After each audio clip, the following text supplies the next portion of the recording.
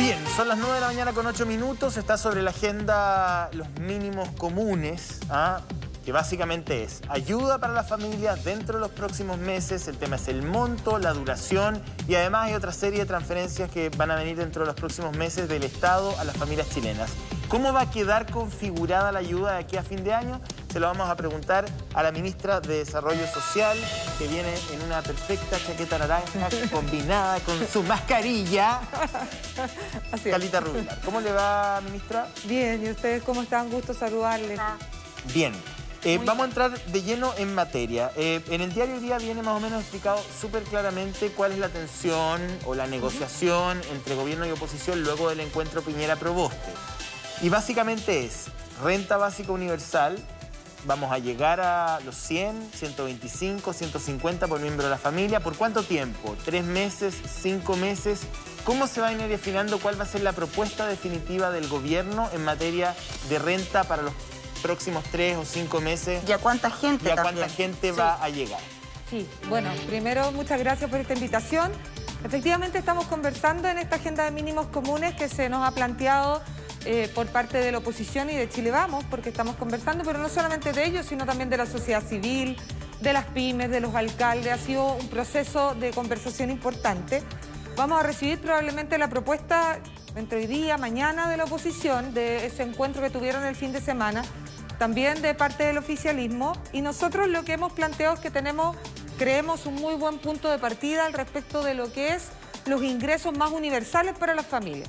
Nuestro punto de partida que creemos que es bueno es este ingreso familiar de emergencia ampliado, que hoy día está llegando al 80% del registro social de hogares, y para que la gente comprenda más o menos de qué estamos hablando, son 2 de cada 3 chilenos, más o menos cercanos a 13 millones de personas. Perdón, ustedes entonces plantean, vamos así como sí. al hueso. Sí, al hueso. Para traducirlo al español chileno, sí, al hueso. Usted tiene el IFE, el 2.0, que son claro. 100.000 pesos por miembro de la familia. Sí, ¿cierto? Hasta una familia de 4, porque hasta una familia de 4 y luego empieza a decrecer. Sí, es importante. Y ese monto que hoy día ya está en la mesa y está funcionando, llega al 80% de las familias que están en el registro social de hogares. Así es. Ok, ustedes plantean subir el IFE 2.0 al 100% de familias registradas en la ficha. Así es. Pero no subir el monto, ministra, porque hay algunos parlamentarios que han propuesto un monto diferente, 125.000, 150.000, 176.000 por persona, que tiene que equivale a la línea de la pobreza. ¿Ustedes no están dispuestos a subir ese monto? A ver, ayer lo dijo el ministro de Hacienda, nosotros tuvimos un punto de prensa ayer con el ministro Cerda y él planteaba de que esta base de la que partimos, que es lo que plantea usted, llegar al 100% del registro social de hogares, eso es cerca de 7 millones de hogares y cerca de 15 millones de chilenos, para que nos hagamos una idea, cerca del 75% de la población general. Perdón, que esa es la universalidad, porque a ver, vamos sacando la paja del trigo y de todas las pelotudeces que se han dicho en los diarios y todos los... O sea, la universalidad no es que Andrónico Luksic ni Carlos Heller reciban un bono, digamos. Eso no es universalidad. Cuando hablamos de universalidad, para todos aquellos que dicen que el populismo se va a tomar América Latina, cuando hablamos de universalidad, se ríe la ministra porque sabe que tengo razón.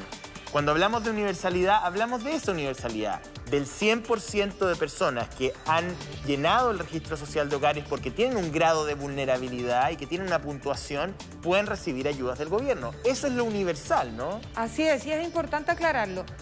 La gente que solicita ingresar al registro lo hace porque tiene alguna necesidad de golpear la puerta del Estado. Y nosotros lo entendemos así. Tanto que el año pasado ingresaron 1 millón de nuevas familias al registro. Y ese porcentaje de familias que lo ingresó al 40% en un porcentaje elevado. Es decir, era gente probablemente de clase media que nunca había golpeado la puerta del Estado y que se vio en la necesidad en la pandemia de hacerlo.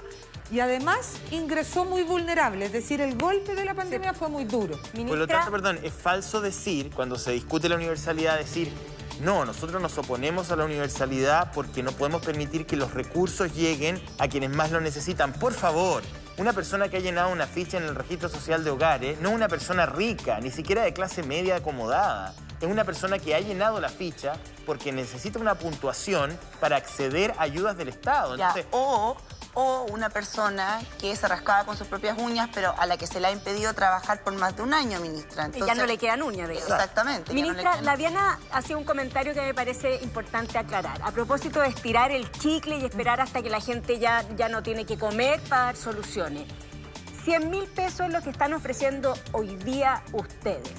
La oposición ha hablado de los 176.000 pesos que es la línea de la pobreza. O sea, no estamos hablando aquí de bienes suntuarios ni nada.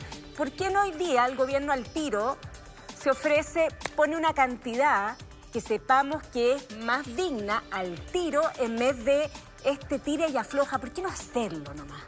A ver, yo creo que es súper relevante decir de que nosotros estamos haciendo un esfuerzo importante, que hoy día ha avanzado hacia la universalidad con el 80%, con voluntad de llegar al 100%, que permite acercarse bastante a lo que es la línea de la pobreza, porque si pensamos en una línea de la pobreza de un hogar de 4, es 460, nosotros entregamos 400.000, ¿ya? ¿Qué es lo que planteamos? Queremos escuchar efectivamente cuáles son las propuestas que tiene la oposición, cuáles son las de Chile Vamos, y lo ha planteado el ministro Cerda. Estamos súper llanos a poder conversar, a sentarnos y a llegar a un acuerdo de cuánto es el monto, cuánto es la cobertura y cuánto tiempo tiene que durar. Efectivamente, entendiendo que la pandemia sigue ahí, que lamentablemente, como decía Diana, hay personas que no pueden trabajar, que tienen todos sus ingresos cerrados, ya sea por el lugar, por el emprendimiento, lo que sea. Esos 3 lineamientos son los que nos tenemos que sentar a consensuar, porque el esfuerzo que hoy día nosotros estamos haciendo en el IFE mensual son 1.800 millones de dólares al mes. Exacto. Este esfuerzo que se tiene que seguir haciendo, probablemente, y ya el presidente lo ha garantizado hasta junio, y probablemente si es necesario mucho más, lo que nosotros debemos es consensuarlo porque tiene impactos, ¿no es cierto?, con lo que viene hacia adelante. Ministra, confírmeme algo. El monto de 100.000 no está cerrado, digamos. El gobierno está abierto, no sé si llegar a la línea de la pobreza, ojalá pudiese ser así porque tiene lógica, pero podría eventualmente, va a haber una concesión en dinero para la creación de esta renta en esta negociación con la oposición, que puede ser de 120, de 110, de 115... ¿no? ¿Están abiertos a eso? La voluntad la ha manifestado efectivamente el presidente y el ministro de llegar a este acuerdo, a este consenso de mínimos comunes. Estamos lejos en el monto, ministra, porque si el IFE es de 100 y la oposición plantea 176.201, que es la línea de la pobreza, ahí hay una brecha súper alta. O sea, ¿se podría llegar a ese monto? Lo que pasa es que yo creo que esto es súper importante. La línea de la pobreza, que está definida, que además es móvil, no es fija, sí, es una línea que se asocia sobre todo a la canasta básica de alimentos y a las necesidades esenciales de las personas. ¿No es cierto? Que no necesariamente son solo alimentos. Pensando en una canasta básica que está en torno a los 47.000 pesos. ¿Cuál es el tema? Un hogar unipersonal tiene una línea de la pobreza cerca de los 177.000, 176.000 y algo. Y después va decreciendo porque son las economías de escala que dais dentro de los hogares por sus integrantes. Un hogar unipersonal, nosotros tenemos más de 2 millones de hogares unipersonales en nuestro país, habitualmente son personas que están pensionadas, claro, y tienen una pensión baja, que no es lo suficientemente digna, sin duda alguna, pero tienen ese ingreso. ¿Cuál es la gracia del IFE que tenemos hoy día? Que independiente de los ingresos que tienen las familias, estamos poniendo arriba esos 100.000 pesos. No se descuenta. No, antes, y hay que reconocerlo, en nuestros inicios se descontaba, era complementario, e incluso era una barrera tener ingresos que sobrepasaran el umbral de 100.000. Mira, ministra, eso hoy día no está, y eso es muy importante para la discusión de esos montos. Estoy leyendo a la Fundación Sol, que siempre hace cálculo al respecto. Ustedes hablan de 100.000 pesos por persona, hogar, 400.000 pesos tope, para que la gente entienda. Después empieza a decrecer. Luego, la Fundación Sol dice, en Chile, según el Ministerio de Desarrollo Social, la línea de la pobreza para un hogar de 4 personas es de 465.000 pesos y el gasto mediano de un hogar es 912.000 pesos. Es decir, el monto digno debiera estar entre los 465.000 pesos y los 912.000 pesos. Regreso. O sea, había que subir lo que están ofreciendo hoy día. O sea, yo quiero transmitir de que nosotros el esfuerzo que estamos haciendo, que quiero insistir, llega a los 1.800 millones de dólares al mes, para que uno se haga una proporción, porque entendiendo lo duro que está haciendo, obviamente, enfrentar la pandemia, en el año 2019, en el gasto social del ministerio, dígase el bono mujer trabajadora, bonos de oro, etcétera, los bonos que entregamos, en el año fueron 900 millones de dólares. Nosotros hoy día tenemos 1.800 en un mes para que magnifiquemos el esfuerzo que entre todos estamos haciendo. Nosotros creemos que hay que generar un ingreso universal, en el entendido de lo que plantea José Antonio, de permitirle a las personas y a las familias enfrentar esta situación difícil. Y ese es el esfuerzo que estamos haciendo, que estamos disponibles a conversar montos, coberturas y tiempos. Ahora, ¿quién cierra la billetera? ¿Cerda o Piñera?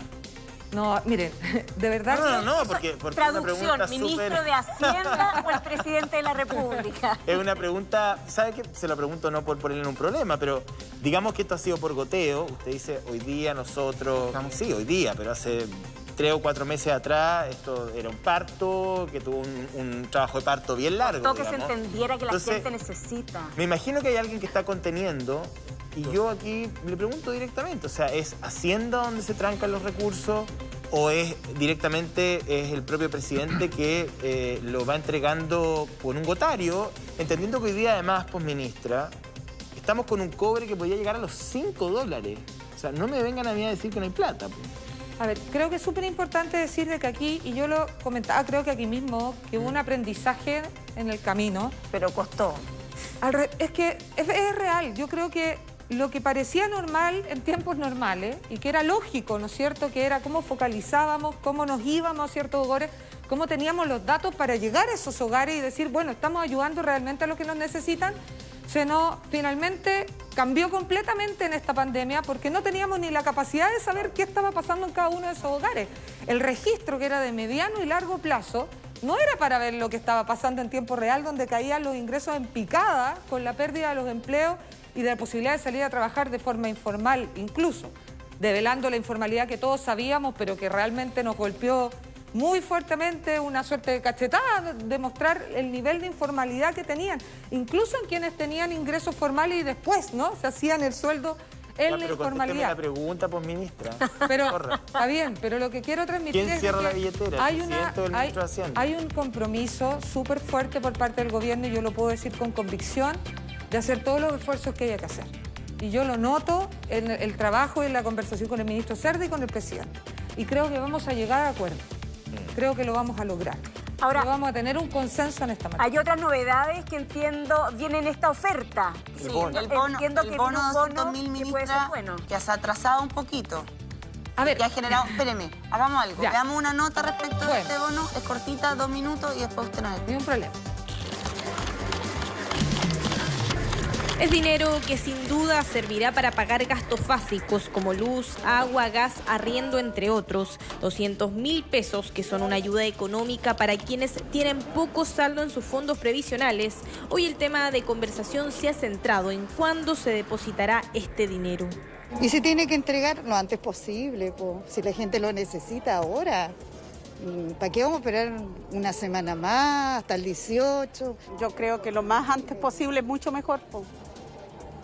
Sobre todo la gente que no tiene, pues sí, hay gente que no tiene. Pese a que existe un plazo máximo de 30 días después de la promulgación de la ley, que fue el pasado viernes 7 de mayo, se estimaba que los primeros pagos comenzarían esta semana. Sin embargo, los 3,5 millones de beneficiarios tendrán que esperar hasta la semana del 18 de mayo.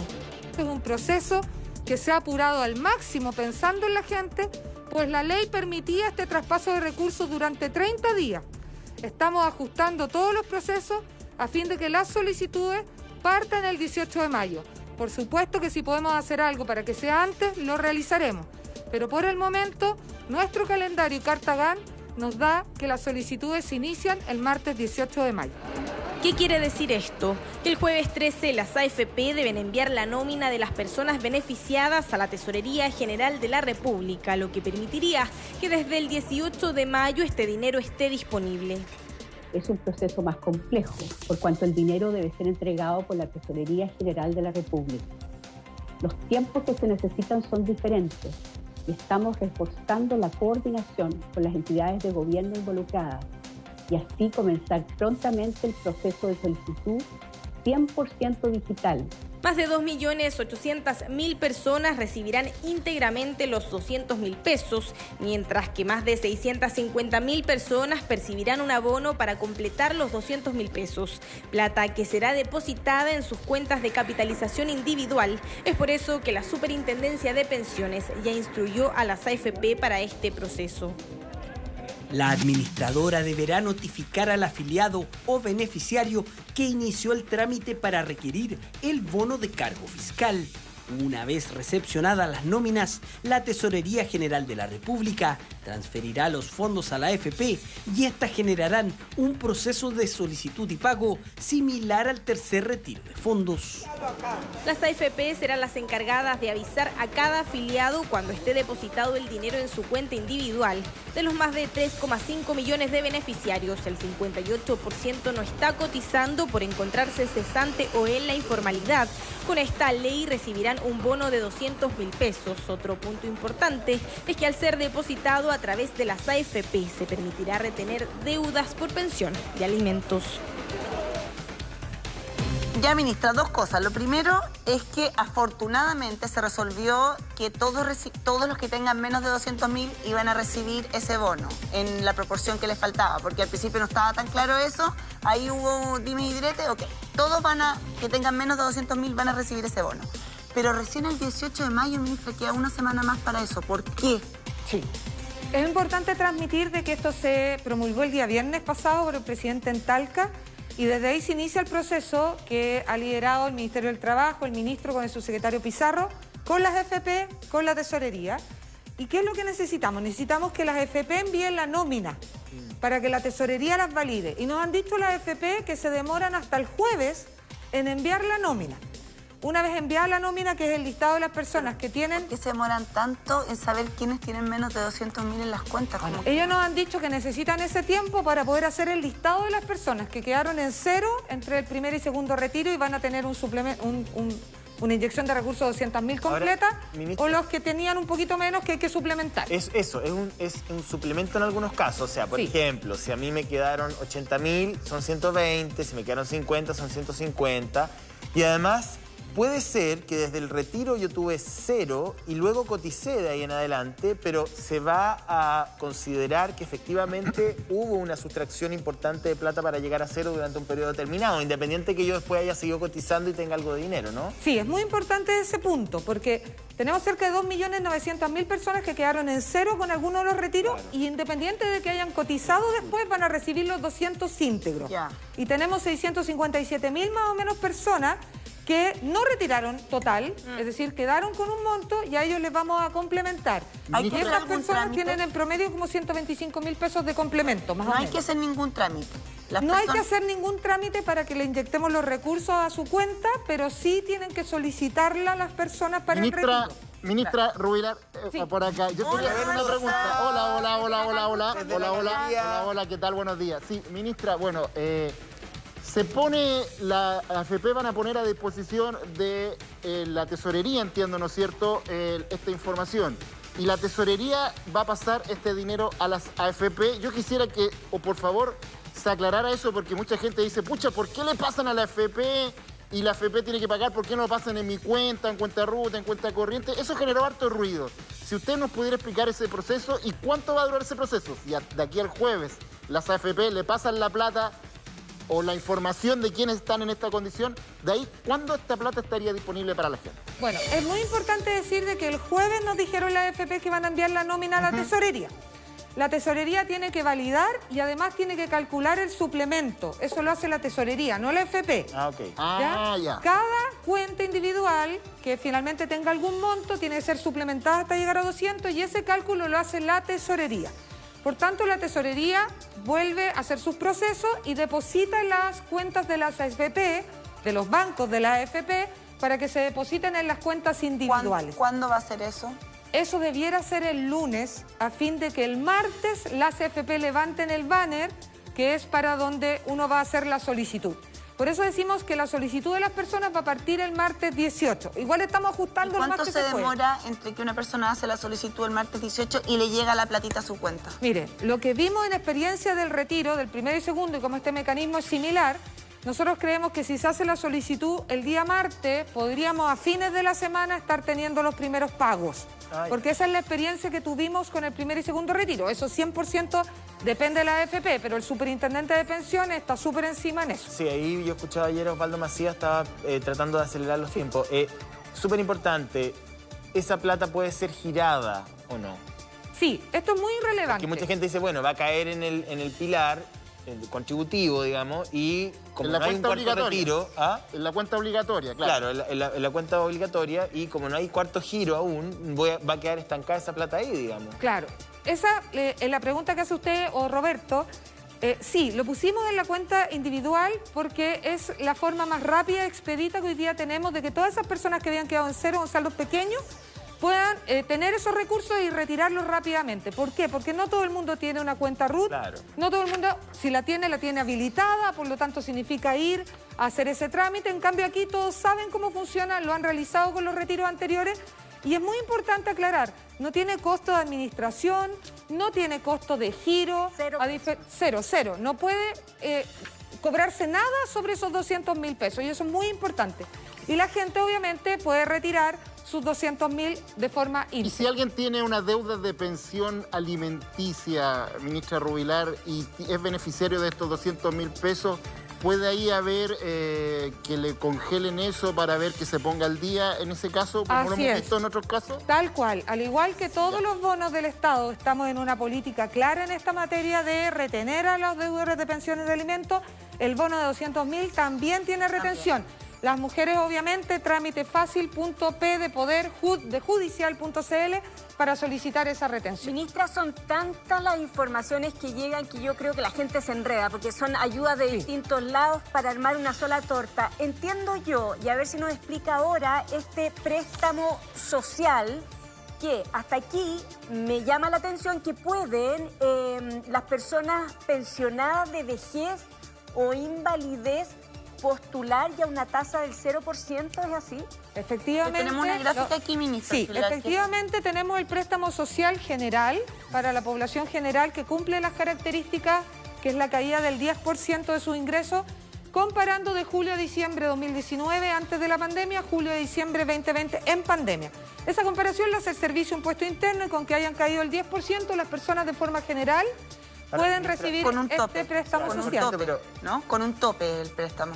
Con un tope de cantidad de recursos a entregar, 650 máximo por cuota, hasta 3 cuotas si uno no recibió el bono, 1.950.000 máximo. Había una crítica, ministra, respecto de la utilización de los ingresos espejo del 2019, entendiendo que el año 2019, para los efectos, digamos, de cálculo financiero, fue un año también bien particular, digamos. El segundo semestre fue muy duro, hay mucha gente que ganó mucho menos, o sea, no es un año normal en términos de ingresos en Chile. ¿Por qué se limitó a ese año? ¿No se buscó un trimestre móvil o un semestre móvil, algo más normal? Sí, esa conversación la tuvimos en el Congreso y los expertos, incluso parlamentarios de diferentes colores, nos plantearon hacerlo así. Comparando 2019, 2020, incluso en presentaciones, insisto, de expertos nos dijeron, compare este semestre con este otro. Entendemos que lo que usted plantea es real. Hubo gente que tenía caída de ingresos, pero las comparaciones de esos meses no les funcionaron.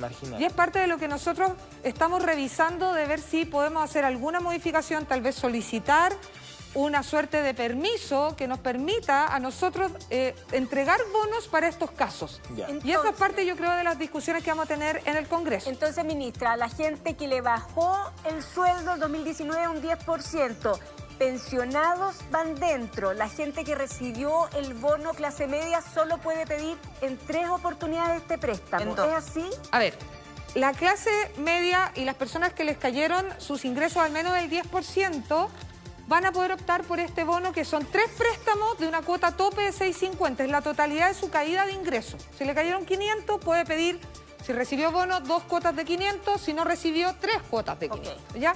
Los pensionados, si es que tienen un ingreso asociado a su pensión, también lo pueden pedir. ¿Cuál es la diferencia? Que el pensionado de renta vitalicia tiene un préstamo especial. Nosotros, antes de la discusión del tercer retiro, que incluyó las rentas vitalicias, hicimos este esfuerzo en este bono, que es la permitirles que tengan un préstamo de 3 cuotas de su pensión. Por ejemplo, Si una pensionada, la señora María, tiene una pensión de 300.000, puede pedir 3 cuotas de 300.000, 900.000 pesos de préstamo social. Y lo pagan 48 cuotas con el 5% de su pensión. ¿Y el jubilado por AFP puede hacer eso o es solo para renta vitalicia? Lo dejamos solo para renta vitalicia. ¿Por qué esa distinción con renta vitalicia? Porque hicimos el esfuerzo en ese momento porque ninguna de las personas con renta vitalicia había tenido ni siquiera la posibilidad de tener retiro del 10%. Ah, por las veces anteriores. Por las veces anteriores. Ahí hay como una especie de reparo. Entre comillas dijimos, a ellas no hemos llegado, tenemos que llegar. Ministra, una pregunta también que me están haciendo harto. Los 3 meses no necesariamente tienen que ser consecutivos. No puede, por ejemplo, uno pedir ahora en este mes y ahí ir viendo y quizás en otros 2 meses, o tienen que ser los 3 seguidos para este préstamo. Muy buena pregunta. Partimos el 8 de mayo con la postulación y hay 6 meses para poder solicitar estas 3 cuotas que tienen las personas que no recibieron bono. Por lo tanto, yo puedo pedir esta primera cuota ahora en mayo, no pedirla en junio, pedirla en julio, saltarme hasta octubre. Tengo tiempo para pedir las 3 cuotas o las 2 cuotas. ¿Cómo se paga? Sí. ¿Qué interés tiene este préstamo? ¿Se pagan en la operación renta? Sí, efectivamente. Primero tiene un año de gracia. O sea, todo el próximo año no se va a pagar. Uno empieza a pagar el 2023 en la operación renta del 2023. En abril de 2023. En abril del 2023 en lo que es el bono general. Porque el bono de pensión de renta vitalicia se pagan cuotas mensuales, 48 cuotas mensuales, 5% de la pensión. El bono general tiene un pago anual que es en la operación renta. Parte en la operación renta 2023 pagando el 10% de lo que pidió. Después el 2024 el 30%, después el 2025 el 30% y el 2026 el 30%. Nunca puede superar el 5% de mis ingresos. Nunca. Nunca. Nunca. No puede. Y si yo finalmente al cabo del año de gracia y los 4 años de pago no pude pagar porque no me recuperé, va a condonar la deuda. se condona, no queda ningún DICOM, ningún registro. Y la tasa de interés entiendo que es cero real, ¿no? La tasa de interés es 0 real, si bien yo creo que siempre es bueno reconocer que es una tasa que está obviamente sobre un préstamo social en UF. Claro. Y hay que decirlo. Claro, y la UF varía. Porque la UF varía, sube, pero no le ponemos interés sobre el interés del UF. Es tasa de interés real. Cero. Solo se pone el costo de la vida, el IPC. El costo si de uno la pide vida. 10 UF, devuelve 10 UF. Así es. Y no hay ningún interés sobre eso. Eso es importante. Eso. Y tampoco está bancarizado. Ni se pide DICOM. Exacto. No hay un tercer agente al estilo CAE, nada. No, nada de eso. Es 100% de la tesorería. No se pide DICOM y lo que busca finalmente es que las personas que no pueden pagar porque no se recuperaron no queden con una deuda ni se acogoten, sino que terminemos condonando una suerte de bono final. ¿Por cuánto tiempo cree usted que se va a extender el IFE y las ayudas? ¿Hasta septiembre, hasta octubre, hasta diciembre? Mire, nosotros, el presidente ya ha asegurado junio, ¿ya? Asegurado. No queda nada, estamos llegando. Mayo, junio, asegurado. Y en la discusión y en la conversación hay personas que nos plantean que durante el invierno debería ser. Hay personas que plantean hasta septiembre, pensando en septiembre en una recuperación ya más Ya, pero usted conoce clara. al presidente. ¿Qué es lo más probable que suceda? Es que más allá del presidente, yo creo que va a depender de cómo vamos en materia sanitaria y social. Y ahí, ¿han conversado con la cartera de salud? El ministro Pari, la subsecretaria Daza les ha dicho, mira, esto va así, asá, porque estamos hablando de las familias, que es súper importante. Podríamos hablar también de las pequeñas y medianas empresas, que tienen también otras líneas de crédito. Pero la gente lo que quiere, ministra, no es vivir del Estado. Pero nadie quiere vivir del Estado. Habrá algunos frescos que sí, pero tiendo a pensar que la mayoría de los chilenos quiere poder trabajar y ganarse el pan, como todos lo hacemos, con dignidad y con esfuerzo.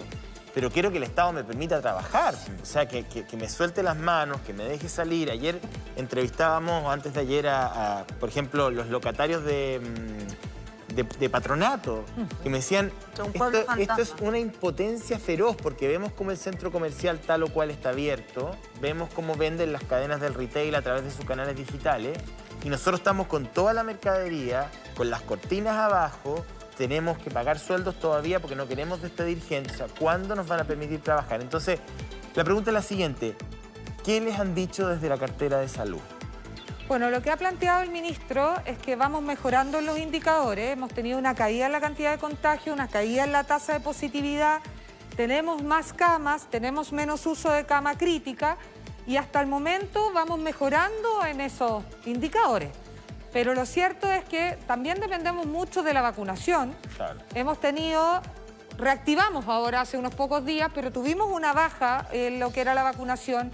Mucho rezagado hombre, joven, que nos estaba yendo a vacunar, que esperamos que retome, un llamado que hacemos de verdad con mucho ímpetu. Llegaron más de 3 millones de vacunas, nuevas vacunas Pfizer. Entonces esperamos que ese proceso de vacunación nos ayude a lo que es la recuperación económica y social. Probablemente en junio vamos a tener una cantidad importante de personas vacunadas, pero no necesariamente eso va a significar que podemos abrir todo nuevamente. Entonces, junio, julio, agosto son meses que vamos a tener que mirar con detención. Ministra, ya vamos a las preguntas de Twitter, pero sí. Mire, respecto de las pymes, sí. Sobre todo pymes que han estado muy afectadas en el sector del turismo, los restaurantes, en fin, usted sabe mejor que yo. Gente de su sector, el diputado Coloma, por ejemplo, propone entregarle un cheque estímulo de 2 millones de pesos, sobre todo a los sectores que han estado más afectados, como ya le dije, el turismo, los bares, los restaurantes. ¿Usted lo ve posible, entregarle una inyección de 2 millones de pesos a cada pyme para que se pueda reactivar? Bueno, ahí hay un trabajo que se está realizando por parte del ministro Lucas Palacio y el ministro Cerda en conversación de esta agenda de mínimos comunes, porque así como hablamos de ingreso universal o de renta básica o como la queramos llamar, porque al final lo que importa es la ayuda a las familias, también va la protección a las pymes.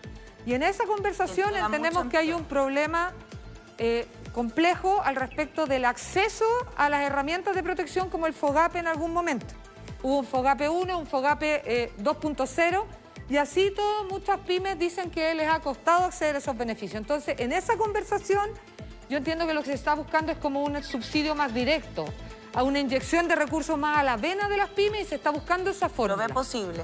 Yo creo que se está buscando la herramienta y para allá parece ir todo lo que apuntan los diferentes parlamentarios y los expertos en esta materia. Mire, ministra, esto es lo que a mí me gusta porque son las preguntas que la gente tiene desde sus casas en el hashtag La Ministra Responde. Vamos a contestar las dudas de María Cristina Oyarzún. Escuche, ministra, dice: ¿por qué las que tuvimos postnatal no calificamos? Mi sueldo bajó más de un 20% y no califiqué para bonos ni préstamos. Nada. Mi sueldo era menor a 800.000 y ahora menor a 500.000. ¿Qué le responde a María Cristina, que como ella hay muchas otras, ministra? Sí, yo creo que el caso de María Cristina es un caso de lo que planteaba José Antonio, de que la comparación que zanjamos de 6 meses con 6 meses no le permite acceder más que ella haya tenido postnatal. Porque tenemos mujeres que con postnatal recibieron el bono sin inconveniente o el préstamo. El problema probablemente es que ella en su comparación de esos meses no calificó. Es parte de lo que estamos viendo y ojalá, y estamos analizándolo, quizás tener una herramienta que nos permite de una forma resolver esos problemas con un bono a través probablemente de un decreto, un waiver o algo. Es parte de la conversación que estamos teniendo. Vamos a ver una nueva pregunta, ministra. Mire. Consulta. Mi señora apeló al bono solidario y le indicaron que debe esperar 90 días hábiles, siendo que en todas partes se indicó que solo serían 10 días. Saludos a todos. ¿A qué le dice? ¿Necesita plata su señora? Sí, efectivamente, lo primero es decir que la ley quedó con 90 días hábiles para poder responder. Eso es real. Pero el Servicio de Impuesto Interno está haciendo el esfuerzo de contestar las apelaciones lo antes posible. Así que, de verdad que si bien eso quedó en la ley, estamos tratando de contestar. Ahora, hay que tener súper claro, hay casos que las apelaciones tienen que ver con errores y que uno entrega los nuevos antecedentes y documentos y califica. Pero lo cierto es que de las apelaciones que nosotros hemos revisado, que estamos trabajando con el Servicio de Impuesto Interno, el diseño del bono es el fuerte de por qué las personas no están quedando más que hay un papel malo. Y es por eso que queremos ver si podemos tener la herramienta para poder resolver ese problema que no se resuelve con la ley ni con una apelación de un papel.